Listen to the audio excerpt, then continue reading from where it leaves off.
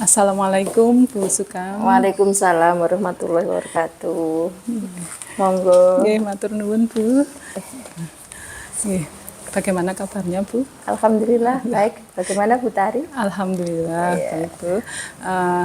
Perkenankan saya Utari Budi Harti, calon guru penggerak angkatan 9 dari SD Negeri 4 Wates untuk melakukan wawancara dengan Ibu terkait dengan pengambilan keputusan yang mengandung dilema etika. Sebagai pemimpin di suatu sekolah, mungkin Ibu sering menghadapi kasus-kasus di mana harus mengambil keputusan di mana ada nilai-nilai yang saling bertentangan, yang nilai-nilai tersebut adalah nilai-nilai yang baik semuanya, benar semuanya, Bu. Ya. Terima kasih Bu Tari atas kehadirannya di SD Percobaan 4 ini, dan Bu Tari ingin untuk mengadakan wawancara. Silahkan, saya akan jawab sesuai dengan pertanyaan dan semampu saya, dan tentunya apa yang sudah saya alami nanti saya aturkan kepada Bu Tari. Baik Bu, terima kasih atas waktunya. Langsung saya mulai ya Bu. Ya. Baik, untuk pertanyaan pertama Bu, selama ini bagaimana Ibu dapat mengidentifikasi kasus-kasus yang merupakan dilema etika atau bujukan moral Bu? Oh ya, tentunya kita harus paham dulu ya Bu Tari, untuk apa itu dilema etika dan apa itu bujukan moral. Kalau dilema etika berarti tentang nilai ataupun di situ ada nilai yang bertentangan tetapi semuanya benar ya. Kalau yang dukungan apa? Bujukan moral itu adalah yang satu salah, yang satu benar. Nah, setelah itu kalau kita sudah paham tentang apa itu dilema etika dan satu bujukan moral, berarti kita bisa mengidentifikasi masalah itu akan masuk yang mana. Kalau berarti ini masuk dilema etika, berarti nanti kita juga cari langkah-langkah untuk menyelesaikan masalah itu.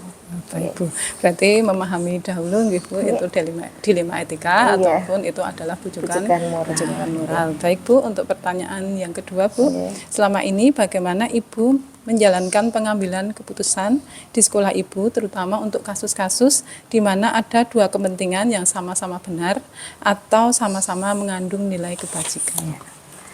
Itu memang tidak mudah ya untuk mengambil keputusan yang ada masalah yang mengandung kebajikan yang sama-sama benar tadi. Nah, untuk mengambil keputusan tentunya jalan utama yang sudah kami lakukan itu dengan mengadakan musyawarah yang kalau di sekolah itu kalau memang itu masih ranah sekolah, di sekolah itu dengan Bapak Ibu guru, dengan tenaga pendidikan, dan tentunya dengan beberapa langkah yang harus kita jalani.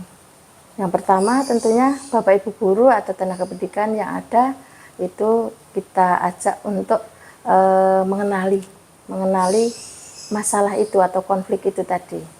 Di mana tuh ini nilai kebenarannya di mana, yang satunya nilai kebenarannya di mana, itu kita kenali dulu bersama-sama dengan Bapak Ibu guru. Kemudian yang kedua, setelah itu kita menentukan pihak mana yang bisa dilibatkan atau pihak yang terlibat dalam masalah itu.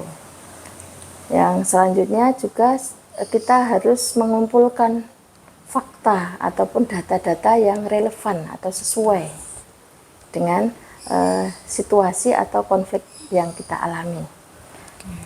Setelah itu kita identifikasi masalahnya apa toh yang menjadi masalah di ini, dengan melihat tadi mengenali nilai, kemudian fakta-fakta atau data-data yang relevan. Setelah kita identifikasi masalah, kita bermusyawarah bersama untuk mencari atau mengembangkan alternatif solusi.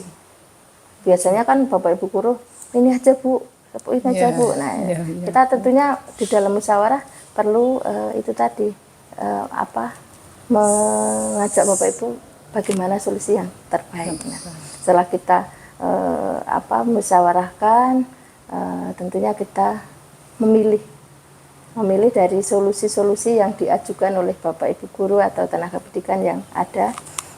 Setelah kita pilih, kita evaluasi dulu kira-kira bisa ya tidak ya solusi seperti ini.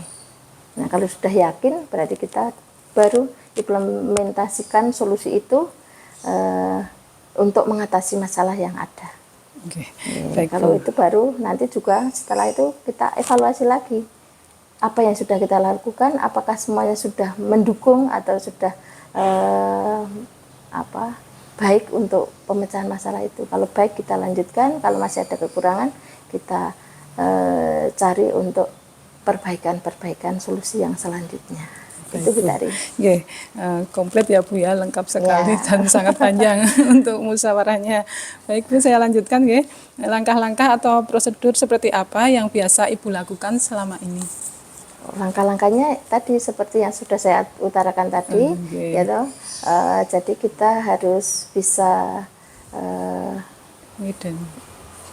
mengidentifikasi masalah sampai dengan mencari solusinya, evaluasi dengan cara bermusyawarah dan juga melibatkan pihak-pihak yang terkait. Kalau memang kita sebagai guru masalahnya kebetulan di luar ranah kita, adanya kekerasan seksual di sekolah kita, kan kita sebagai guru belum begitu paham ini sebaiknya bagaimana. Nah, itu berarti kita juga bisa melibatkan pihak-pihak yang yang berkompeten atau yang ahlinya, seperti dinas kesehatan, pihak kepolisian dan sebagainya. Baik Bu, selanjutnya hal-hal apa saja yang selama ini Ibu anggap efektif dalam pengambilan keputusan pada kasus-kasus dilema etika, Bu? Yang paling efektif tadi kita adakan musyawarah tadi, Bu. Musyawarah. Kemudian kalau musyawarah tidak bisa dapat mufakat, berarti kita bisa dengan pengambilan suara terbanyak. Itu jalan yang terakhir apabila tidak terjadi mufakat dalam musyawarah itu. Berarti musyawarah dan mufakat ini tentu saja untuk yang keputusan yang terbaik dengan mungkin resiko yang paling minim ya Bu ya, yang paling kecil. Kalau kita sudah musyawarah bersama, kemudian melibatkan pihak-pihak yang terkait atau yang ahlinya, tentunya keputusan itu paling tidak ya sudah mendekati suatu hal yang sesuai dengan etika yang berlaku di sekolah ataupun di masyarakat sekitar. Yang penting tidak merugikan salah satu pihak. Baik Bu, untuk selanjutnya hal-hal apa saja yang selama ini merupakan tantangan dalam pengambilan keputusan pada kasus-kasus dilema etika? Tantangannya sebenarnya banyak ya tantangannya. Tantangannya ya tadi karena mungkin ada dari perseorangan dengan perseorangan, ini benar, kemudian mungkin ada kelompok sini, kelompok yang ini benar, ini kelompok yang benar. Ada yang pro, ada yang kontra. Oh ini yang paling benar Bu ini. Nah itu kan kita tantangannya ini harus bersikap adil tadi ya. Kita harus bersikap adil dan bagaimana bisa memutuskan suatu keputusan itu tanpa memihak salah satu. Tentunya kita harus memahamkan kepada mereka dengan skala prioritas. Mana yang harus kita utamakan keputusan yang seharusnya bisa kita ambil untuk suatu keputusan, dan keputusan itu tentunya harus adil ya. Itu karena sikap adil mungkin saya merasa adil tapi belum tentu merasa dengan yang lainnya. Kemudian yang sering saya alami itu karena di sekolah saya itu beberapa guru itu ada yang lebih umurnya lebih tua dari saya. Nah, ini tantangan saya itu menghilangkan rasa canggung untuk kalau yang Bapak Ibu guru yang lebih tua tadi belum sepaham atau belum memahami tentang mungkin nilai-nilai kebajikan yang akan kita putuskan tadi. Nah, itu kan kita karena merasa lebih muda, mungkin datang di sekolah itu lebih baru akhir di gitu, akhir ya. baru. Nah itu kita tentunya harus ini secara perlahan memahamkan apa itu dilema etika Etika, tadi, bagaimana ya. kita harus bersikap menentukan Mengambil itu. Nah keputusan itu, yang nah baik. kan selama ini saya sering masih canggung lah.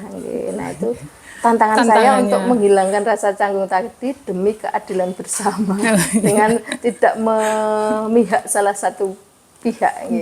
Jadi Oke. bisa diterima oleh semua Semua pihak. pihak. Oke. Berarti tantangannya itu ya Bu, Ya, adil, kemudian masih menghilangkan rasa kecanggungan itu dengan yang karena lebih senior. senior. Nggih. Nggih Bu. Pertanyaan selanjutnya nggih Bu nggih. Apakah Ibu memiliki sebuah tata kala atau jadwal tertentu dalam sebuah penyelesaian kasus dilema etika? Apakah Ibu langsung menyelesaikan di tempat atau memiliki sebuah jadwal untuk menyelesaikannya? Kemudian bentuk atau prosedur seperti apa yang Ibu jalankan? Oh ya, kalau itu selama ini karena alhamdulillah kita belum pernah mengalami suatu kasus yang berat nih. Selama ini ringan, itu memang kalau ringan ada. Kalau ringan itu kami itu menyelesaikan seketika itu juga. Kalau ringan kan kita tidak usah perlu dengan melibatkan orang lain, pihak lain. Nah itu kita berusaha untuk segera menyelesaikan permasalahan itu seketika itu juga. Nah kalau kasus yang berat itu selama ini belum terjadi dan semoga tidak terjadi. Tetapi andaikan nanti suatu saat itu ada permasalahan itu tentunya kita perlu jadwal di mana kita harus bertemu, karena kalau masalah yang berat tentunya kita juga harus mencari mengidentifikasi masalah itu dengan mencari data atau fakta yang relevan tadi. Terus juga kita juga harus berkoordinasi dengan pihak-pihak yang terlibat, pihak-pihak yang berkompeten dalam kasus itu. Nah itu kan perlu waktu, kita perlu kangsenan, janjian dengan itu. Jadi kita mungkin perlu membuat ini yang pertama kita di hari apa atau kita akan bertemu untuk satu mengidentifikasi masalah sampai dengan bagaimana mencari solusi untuk itu tadi, pemecahan masalah. Itu kan perlu waktu, jadi perlu jadwal juga. Oke, berarti dilihat kasusnya nggih Bu nggih, kalau kasusnya misalnya bisa diselesaikan ya ringan, bisa diselesaikan saat itu juga langsung diselesaikan. Tapi jika kasusnya berat dan belum pernah terjadi ya Bu ya, jadi kan harus mungkin perlu waktu ya untuk strateginya berarti masalah sampai dengan pihak yang terlibat, pihak yang ahli dalam menangani masalah itu. Oke, baik Bu, terima kasih. Selanjutnya Bu, adakah seseorang atau faktor-faktor apa saja yang selama ini mempermudah atau membantu Ibu dalam pengambilan keputusan dalam kasus-kasus dilema etika? Ya, berarti kalau seseorang itu kita di sekolah berarti teman kita adalah Bapak Ibu guru, kemudian juga bisa juga tenaga pendidikan, bisa juga siswa yang membantu. Kalau memang itu melibatkan orang tua, kemudian komite, dan tentunya yang paling membantu itu jika kita di ranah itu, di situasi atau masalah itu kita ada kendala, kekurang tidak atau belum mampu. Nah itu yang paling membantu adalah kalau kita itu langsung menggandeng pihak-pihak yang terkait, pihak-pihak yang pada ahlinya ya, seperti tadi kalau tentang kekerasan seksual itu dengan perlindungan anak kita, atau dengan dinas kesehatan, kemudian dengan kepolisian, dan mungkin dengan yang mengurusi HAM dan sebagainya. Nah itu yang paling membantu itu. Kalau faktor-faktornya Bu? Faktor-faktornya itu bisa juga faktor internal dan eksternal. Internalnya itu dari perasaan kita sendiri gitu. Intuisi berarti. Bagaimana perasaan kita harus bisa tadi apa, oh ini harus begini ini dari perasaan kita dan motivasi intrinsik kita. Kalau eksternal itu berarti dari etika-etika yang sudah berlaku di masyarakat itu juga, kalau sudah di masyarakat itu sudah berjalan atau melakukan norma atau nilai-nilai yang berlaku itu sudah baik, berarti kan itu faktor eksternal kita akan lebih mendukung, lebih cepat untuk kita bisa menyelesaikan masalah. Okay. Pada pertanyaan terakhir nih Ibu, ya. Dari semua hal yang tadi sudah Ibu sampaikan, pembelajaran apa yang dapat Ibu petik dari pengalaman Ibu mengambil keputusan dilema etika? Ya. Pengalaman yang sangat saya rasa itu penting ataupun baik untuk kita lakukan itu kalau kita ingin mengambil suatu keputusan yang jalan yang paling baik selama ini dengan musyawarah, dengan musyawarah dengan pihak-pihak yang tentunya bisa dilibatkan, pihak-pihak yang ahli pada masalah itu. Kemudian juga kita harus sebelum memutuskan itu kita tidak boleh gegabah. Kita harus hati-hati. Kita harus tidak boleh memihak salah satu pihak. Jadi keputusan kita itu harus benar-benar bisa diterima oleh semua pihak. Kita harus bisa bersikap adil. Jadi maka dalam pengambilan keputusan kita harus selalu berpikir jernih. Itu yang paling utama. Tidak langsung menggebu tapi nanti akhirnya kan malah tapi kita pikir jernih dulu, kita musyawarahkan dulu, itu pengalaman. Berarti selama ini alhamdulillah dengan langkah seperti itu semuanya bisa teratasi dengan baik. Baik Bu, saya rasa ini cukup untuk wawancara kita hari ini Bu. Terima kasih sekali, sudah banyak sekali yang saya dapatkan, ilmu yang Ibu sharingkan kepada saya. Ini pengalaman Ibu selama menjadi pemimpin saya dan di sekolah. Itulah yang baru bisa kami lakukan. Mungkin kurang pas mungkin dengan pengalaman Bu Tari mengikuti pelatihan guru penggerak, mungkin ada hal-hal yang mungkin belum pas, mohon masukannya biar nanti untuk langkah berikutnya kami bisa lebih baik lagi. Kami nanti ya untuk masukan-masukan selanjutnya. Kami juga ini belajar banyak juga dari Ibu, ternyata kasus-kasus di kenyataannya itu ternyata seperti itu, penyelesaiannya juga melalui langkah-langkah yang begitu panjang gitu. Semoga ini menjadi pembelajaran buat saya juga. Amin. Nanti di dalam pengambilan keputusan. Sekali lagi saya mengucapkan terima kasih atas waktunya Bu, kesediaan Ibu dan juga ilmu yang telah diberikan kepada kami dengan pengalaman. Semoga walaupun sedikit Ibu dapat ada manfaatnya. Ada Bu. Yang tidak bermanfaat jangan diambil. Bermanfaat tuh, insya Allah semuanya bermanfaat. Terima kasih Bu. Ini saya mohon pamit. Terima kasih. Mohon maaf bila ada salah ya Bu Tari. Selamat jalan, sukses selalu. Amin. Terima kasih Bu. Waalaikumsalam warahmatullahi wabarakatuh.